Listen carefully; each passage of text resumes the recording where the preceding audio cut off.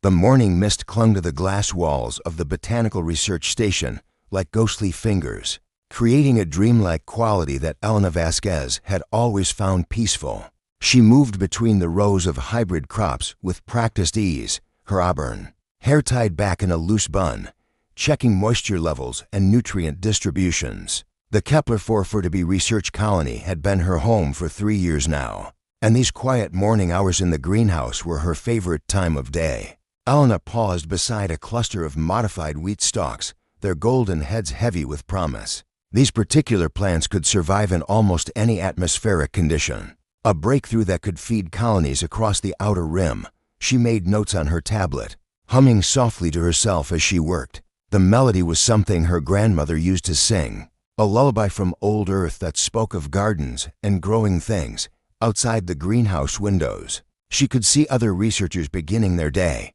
Dr. Martinez was heading toward the geology lab, his arms full of mineral samples from yesterday's expedition. The Patel twins were setting up their atmospheric monitoring equipment near the landing pad. Everyone moved with the comfortable routine of people who had found their place in the universe. The communication array on Elena's workbench crackled. To life, morning, Eli, came the warm voice of James Morrison, the colony's communication officer.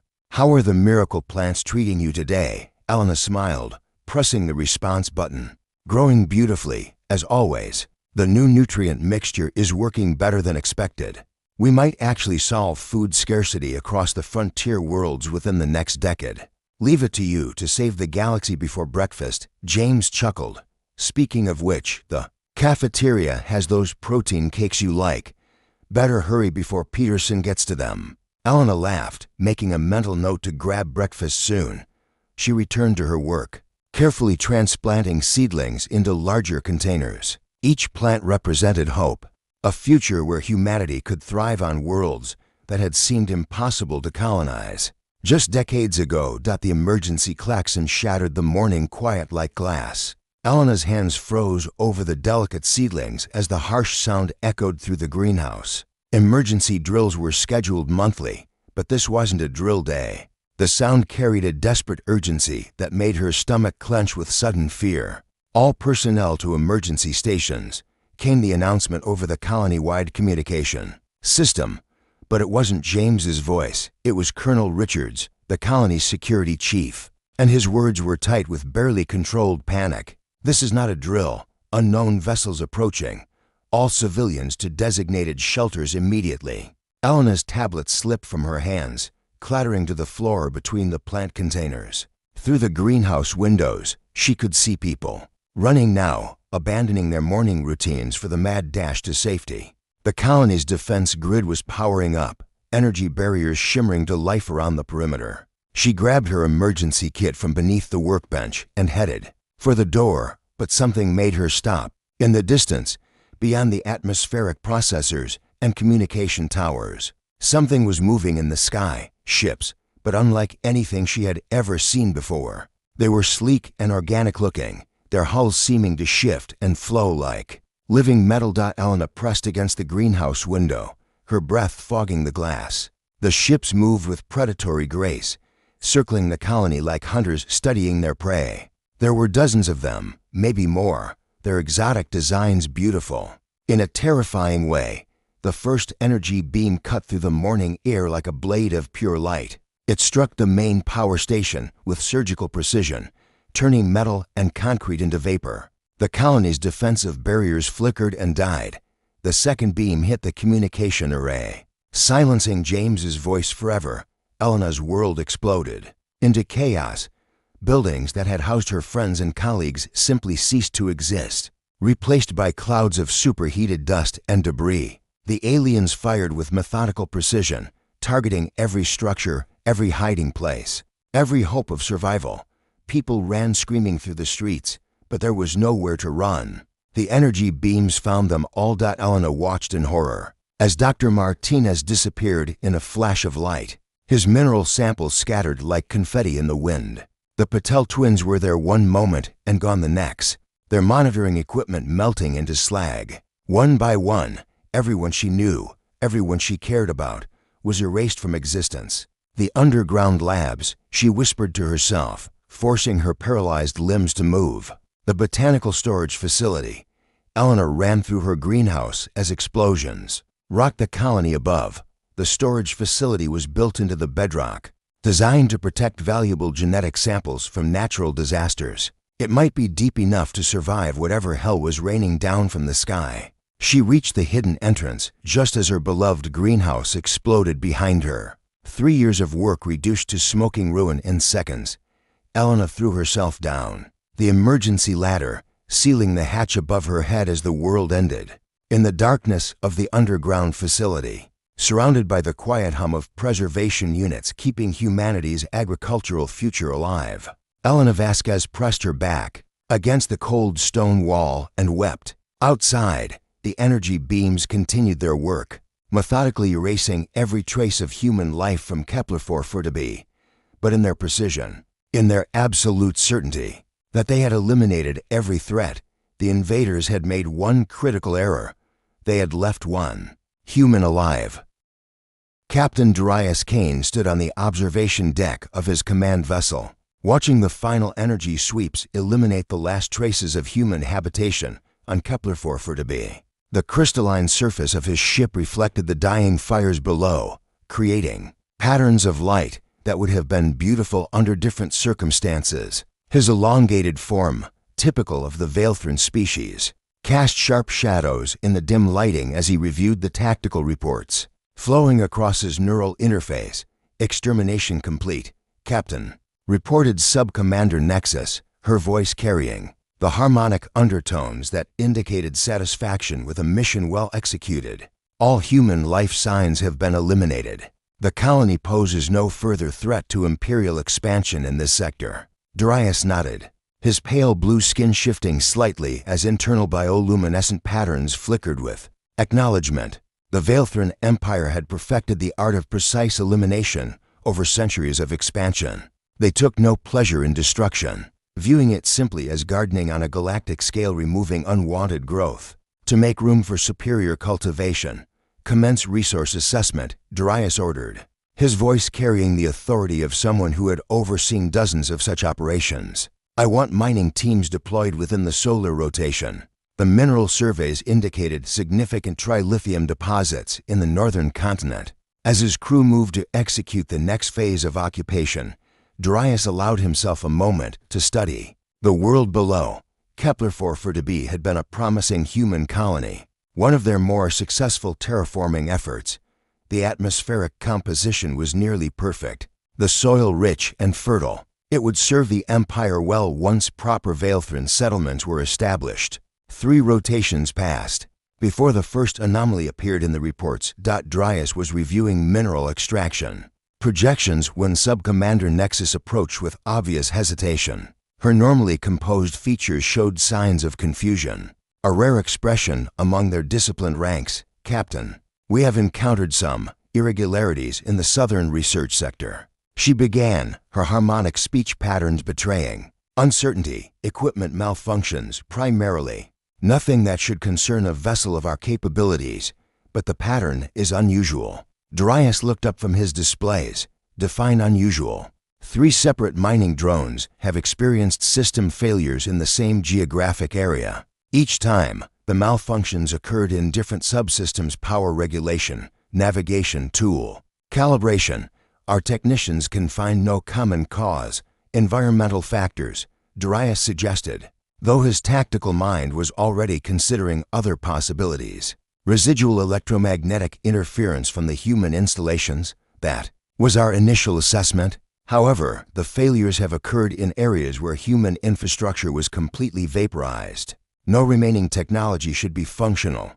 Nexus paused, consulting her own data interface. Additionally, we have detected trace amounts of human genetic material in locations that were supposedly sterilized. Darius felt something he rarely experienced: genuine surprise. The Veilthran war machine was precise because it had to be. In their expansion across the galaxy, they had learned that leaving even the smallest threat alive could lead to catastrophic consequences later. Their energy weapons were calibrated to eliminate all biological matter down to the cellular level. Show Me, he commanded. The holographic display materialized between them, showing a three-dimensional map of the colony site. Red indicators marked the locations of equipment failures, while green dots showed where genetic traces had been detected.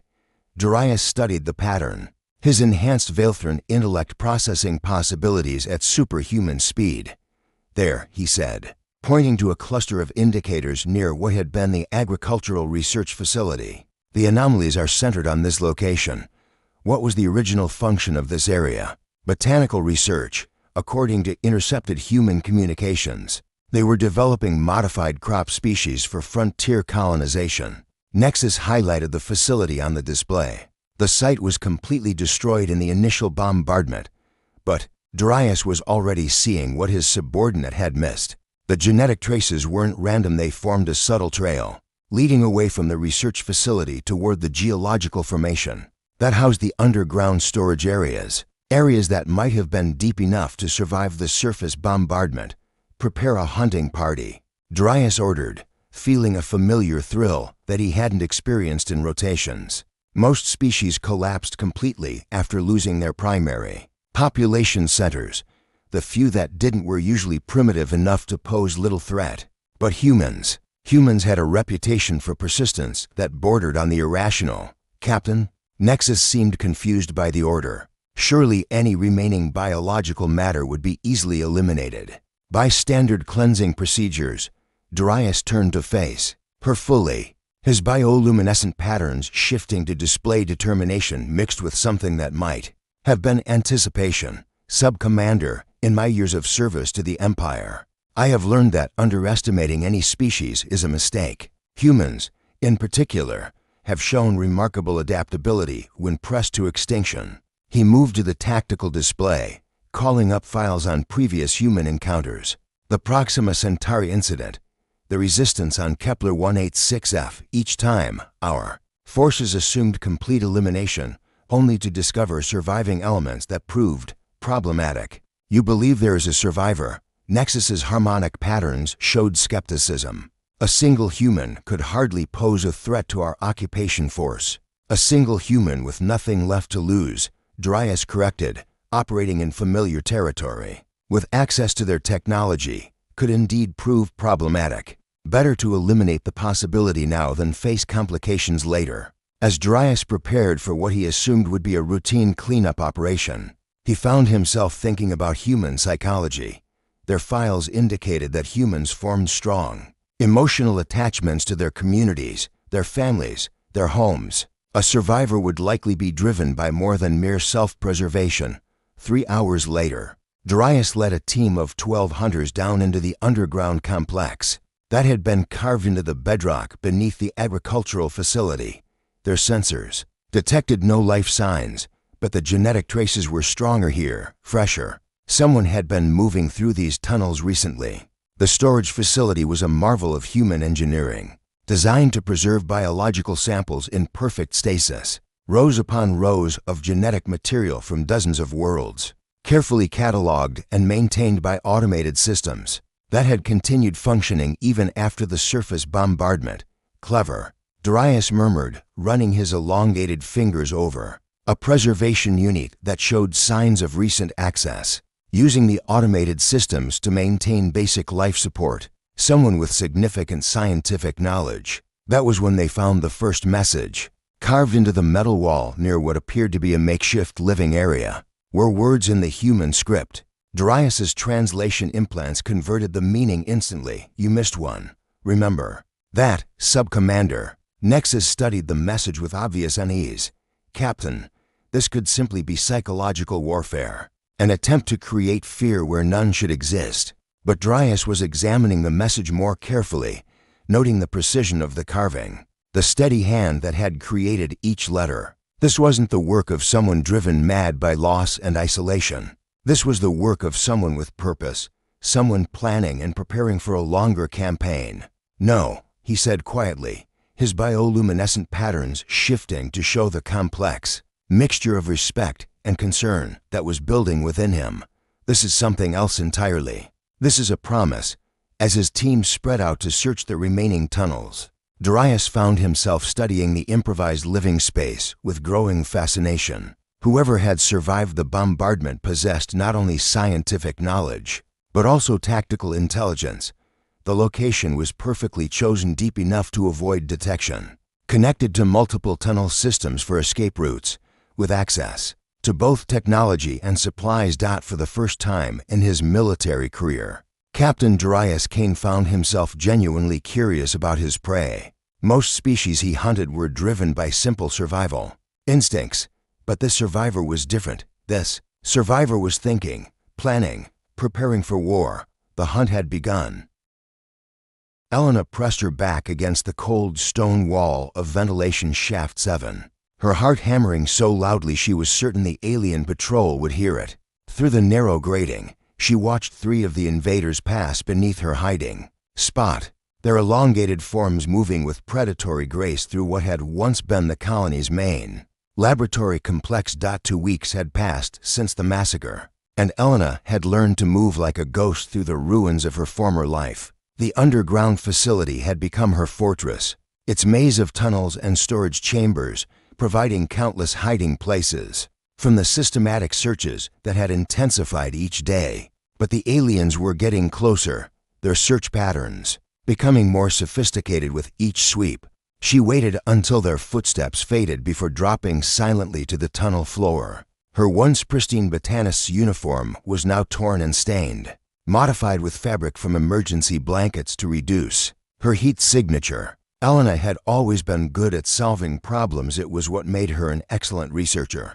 But she had never imagined applying those skills to staying alive while an entire species hunted her. The aliens called themselves Veilthrons, according to the communications she had managed to intercept using salvaged equipment. They were methodical, precise, and utterly convinced of their superiority over what they termed primitive biological species.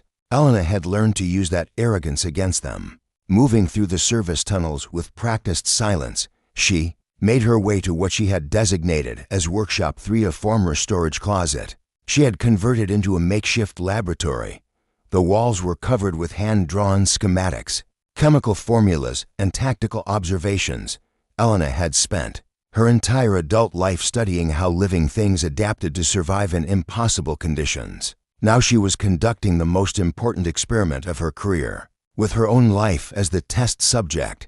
On the improvised workbench sat her latest creation, a bioluminescent compound extracted from modified algae samples she had been developing. Before the attack, when mixed with specific minerals found in the underground streams, it created a substance that glowed with an eerie blue light for exactly 37 minutes.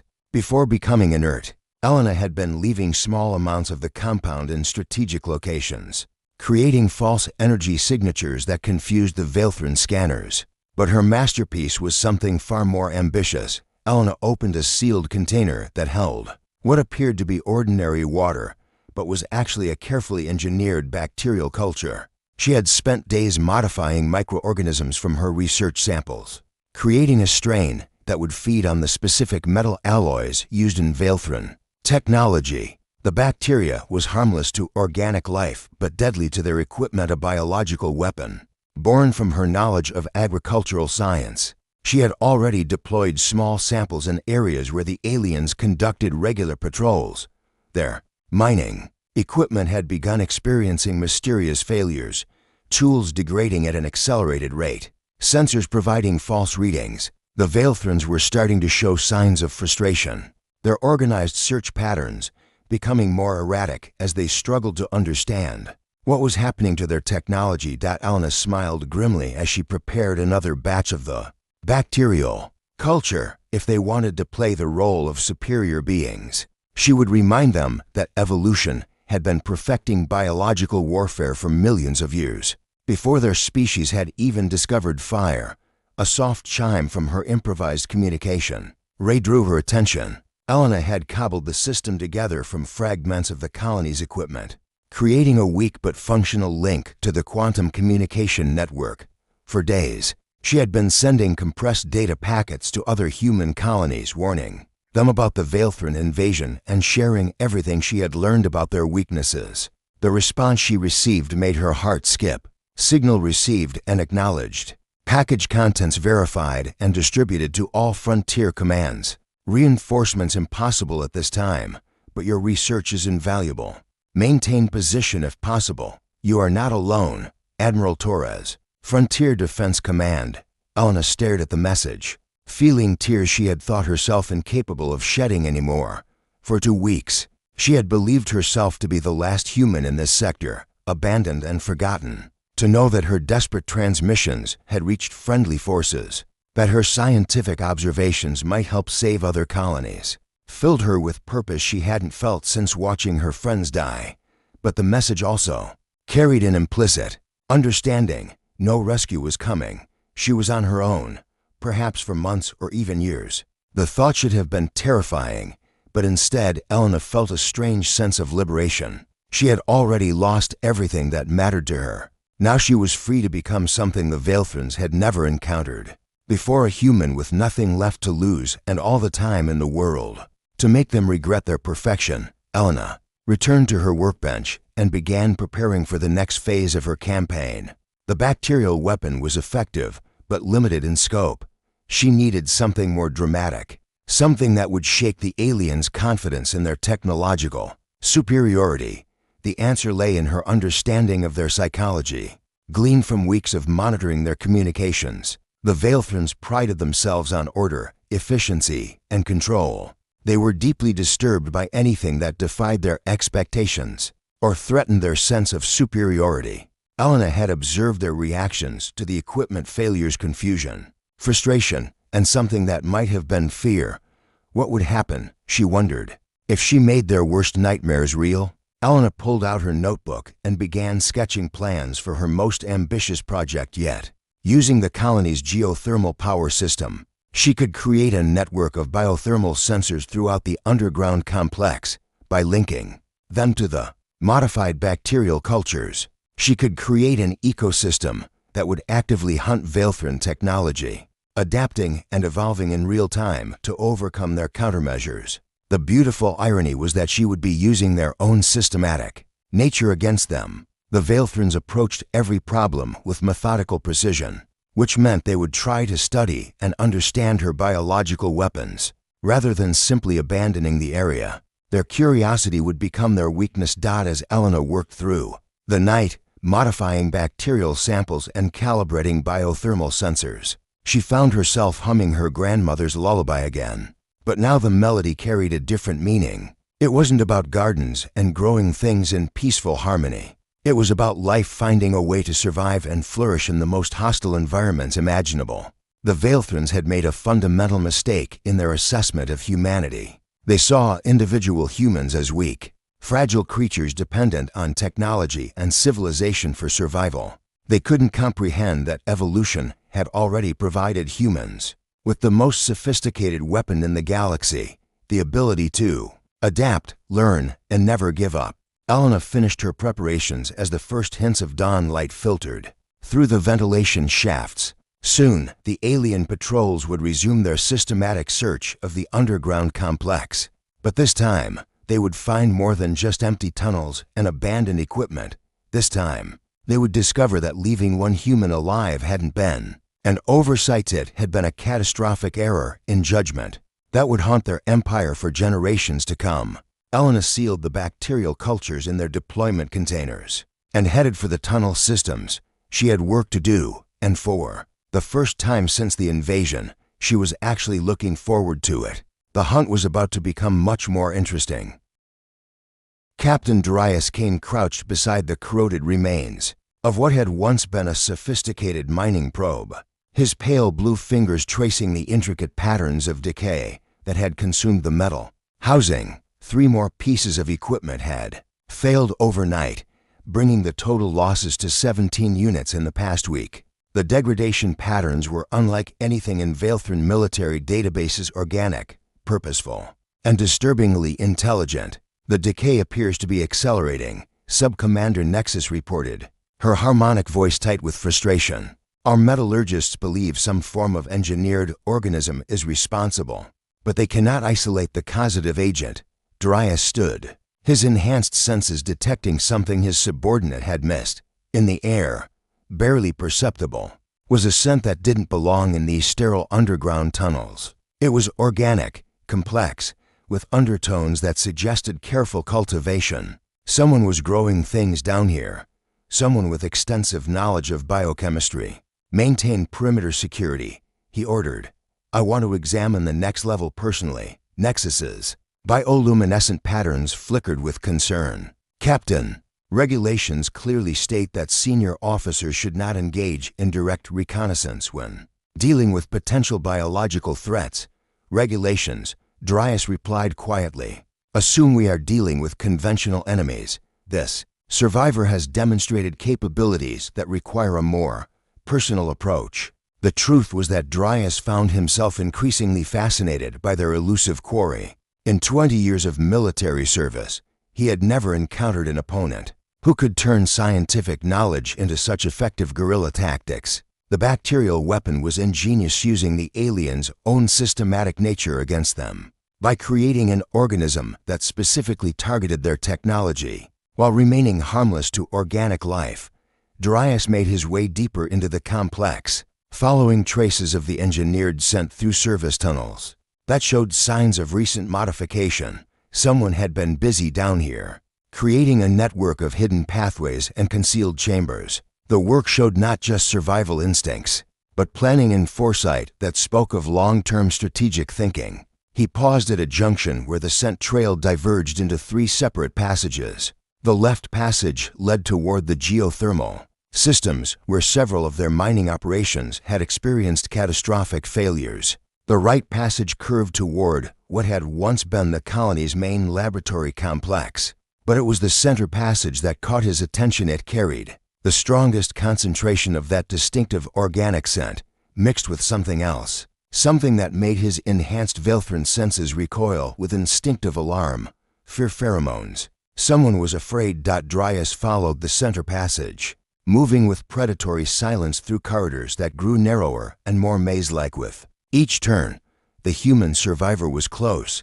He could feel it in the subtle changes to air circulation, the microscopic traces of biological activity that his senses detected. After weeks of indirect warfare, he was finally approaching a direct encounter with his quarry. The passage opened into a small chamber that had clearly served as a temporary workshop. Hand-drawn schematics covered the walls, showing detailed analysis of Velthran technology alongside botanical diagrams and chemical formulas. Improvised equipment sat on makeshift tables, testifying to hours of careful work by someone with both scientific training and remarkable ingenuity. But it was the figure crouched behind an overturned table in the far corner that captured all of Dryas's attention. She was smaller than he had expected, with auburn hair that caught the dim emergency lighting, and skin marked by weeks of living underground. Her clothing was torn and modified with salvaged materials, but her eyes held an intelligence and determination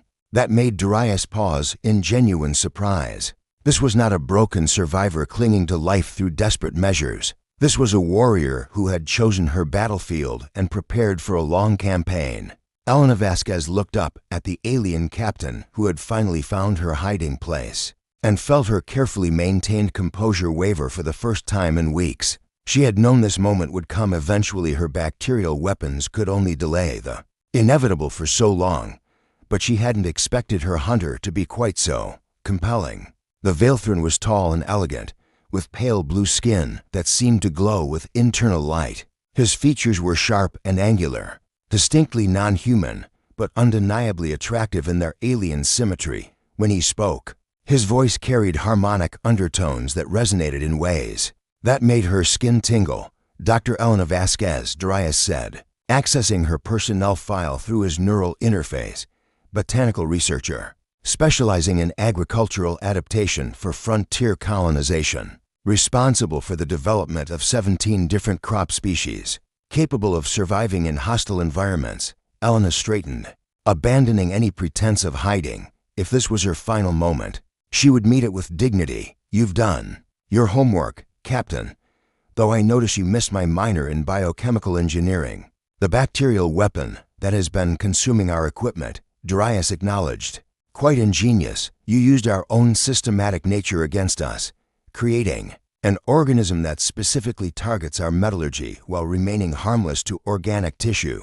Just getting started, actually. Elena's voice carried a defiance that surprised even her. I have at least a dozen other projects in development. Your empire might want to reconsider its expansion plans. Darius studied her with frank curiosity, his bioluminescent patterns shifting to display complex emotions that Elena couldn't interpret. She had expected immediate execution or perhaps interrogation. Instead, the alien captain seemed genuinely interested in understanding her methods. "Why do you continue fighting?" he asked, moving closer with fluid grace that reminded Elena of a hunting cat. "Your colony is gone. Your species is scheduled for systematic elimination. Across this sector, logic suggests you should accept the inevitable." Elena felt anger flare hot and bright in her chest. "Logic? You want to talk about logic?" She gestured toward her makeshift laboratory. "Logic suggests that when someone murders everyone you've ever cared about, you don't just roll over and die. Logic suggests that if you leave even one scientist alive with access to a fully equipped research facility, you're going to have problems. And yet you must know your resistance is ultimately futile," Darius pressed, though his tone carried more curiosity than condemnation. "You are one individual against an entire empire." Elena smiled, and there was something in that expression that made Darius take an involuntary step backward. It was the smile of someone who had already lost everything and found freedom in having nothing left to lose. "Captain, has your empire ever dealt with a species that practices agriculture?" The question seemed to come from nowhere, but Darius found himself answering. Agricultural civilizations are typically among the first to surrender. When faced with superior force, they value stability and are averse to conflict that might damage their food production systems. "Then you don't understand what agriculture really is," Elena said, her voice taking on the tone of a teacher explaining a fundamental concept. "Agriculture is the science of making life thrive in impossible conditions. It's about taking something small and fragile and nurturing it until it becomes strong enough to change entire worlds." Elena gestured to the bacterial cultures growing in their improvised containers. "I've spent my entire career making things grow where they shouldn't be able to survive. Now I'm applying those same principles to making your occupation uncomfortable." For the first time in his military career, Darius found himself genuinely impressed by an enemy. This human female had turned botanical research into biological warfare, using nothing but salvaged equipment and her own scientific knowledge. She was, he realized, exactly the kind of individual the Veilthran Empire's systematic approach was poorly equipped to handle. More disturbing still was the realization that he didn't want to kill her, standing in her improvised laboratory, listening to her explain her methods with passionate intelligence. Darius felt something he had never experienced before: genuine admiration. For a member of an inferior species, the moment stretched between them, hunter and prey studying each other across a distance that seemed to shrink with each passing second. Elena saw something change in the alien captain's bioluminescent patterns, a shift from predatory focus to something more complex. Darius saw the exact moment when Elena's defensive posture softened into genuine curiosity about her captor. Neither of them was prepared for what happened next. The underground chamber fell silent except for the gentle hum of Elena's bacterial cultures and the distant whisper of air through ventilation shafts. For a long moment, captain and botanist studied each other across the improvised laboratory, two beings from different worlds who had somehow found themselves in a moment of perfect understanding. "You could have killed me the moment you found me," Elena said quietly, her voice losing its defiant edge. Standard Veilthran protocol would be immediate termination of any surviving resistance elements. Darius moved closer, his bioluminescent patterns shifting to display emotions Elena was beginning to recognize: curiosity, mixed with something deeper, more complex. "Protocol assumes we are dealing with typical biological threats. You are atypical." Elena laughed, a sound that carried both bitterness and genuine humor. "Atypical. That's one way to put it." She gestured toward her wall of schematics and research notes. "Most people would call it obsessive. I've been down here for weeks, learning everything I can about your species, your technology, your psychology. Also, I could find better ways to make your lives miserable. And yet, Darius observed, you could have created weapons capable of killing my people directly. The same bacterial principles that consume our equipment could easily be modified to attack Vaelthran physiology. Why did you choose a path of harassment rather than elimination? The question caught Elena off guard. She had told herself that her non-lethal approach was purely tactical, keeping the aliens curious, rather than driving them to abandon the colony entirely. But standing here, looking into Darius's strangely expressive features, she realized there might have been another reason. Maybe because I'm still a scientist first, she admitted. My whole career has been about creating life, not destroying it. Even when I'm angry enough to kill, apparently I default to making things grow rather than making them die. Darius stepped closer still, now only an arm's length away. His enhanced senses detected the subtle pheromone changes that indicated Elena's fear was transforming into something else entirely: attraction, curiosity, and a vulnerability she was trying desperately to hide. You are remarkable, he said, and the harmonic resonance in his voice made Elena's breath catch. In 20 years of military service, I have never encountered anyone who could turn agricultural science into such effective resistance. Your mind works in ways that fascinate me. Elena felt heat rise in her cheeks. After weeks of isolation, living on emergency rations and recycled air, she had almost forgotten what it felt like to be seen as anything other than a target or a pest to be eliminated. You're supposed to be hunting me, not complimenting my research methods. Perhaps, Darius replied, his bioluminescent patterns now displaying something Elena was certain meant affection. Those two things are not mutually exclusive. The moment stretched between them, charged with possibilities neither had anticipated. Elena found herself studying the alien captain's features with scientific curiosity that was rapidly becoming something more personal. His pale blue skin seemed to glow with its own inner light, and when he moved, it was with a grace that spoke of perfect physical conditioning. More intriguingly, his expressions were surprisingly readable despite their alien nature. Why didn't you bring your hunting party down here? Elena asked, suddenly aware that they were completely alone in the depths of the underground complex. Because, Darius said, his voice dropping to a whisper that resonated through Elena's bones, I wanted to meet you properly, not as a target to be eliminated, but as the extraordinary individual who has managed to wage single-handed warfare against an entire occupation force. Elena felt something crack open in her chest, a wall she had built around her heart during the weeks of grief and rage following the colony's destruction. Darius, she said, testing his name on her tongue and finding she liked the way it sounded. That's your name, isn't it? I heard it in your communications. He nodded, surprised by how much he enjoyed hearing his name spoken in her distinctly human accent. And you prefer Elena to Dr. Vasquez, I assume. Just Elena is fine. She moved closer, drawn by an impulse she didn't fully understand. This is insane, you know. You're part of the force that destroyed my world, killed everyone I cared about, and you have spent weeks making my occupation as difficult as possible. Darius replied, perhaps insanity is exactly what this situation requires. Their faces were inches apart now, human and Vaelthran studying each other with wonder and growing desire. Elena could feel the warmth radiating from Darius's skin, could see the complex patterns of light that flowed beneath its surface when his emotions shifted. Your people will consider this treason, Elena whispered. Undoubtedly, Darius agreed. Your people would call it collaboration with the enemy. If any of my people were still alive to judge me. The pain in Elena's voice made Darius's bioluminescent patterns shift to deep blue. What Elena was learning meant sympathy, compassion. I cannot bring back your colony, Darius said gently. Cannot undo the orders I followed or the deaths that resulted, but I can choose what happens next. Elena looked into his eyes, so different from human eyes, but unmistakably intelligent and kind, and made a decision that would change both their lives forever. She reached up and touched his face, her small human hand tracing the angular lines of his cheekbones. What are you suggesting? She asked. That we leave.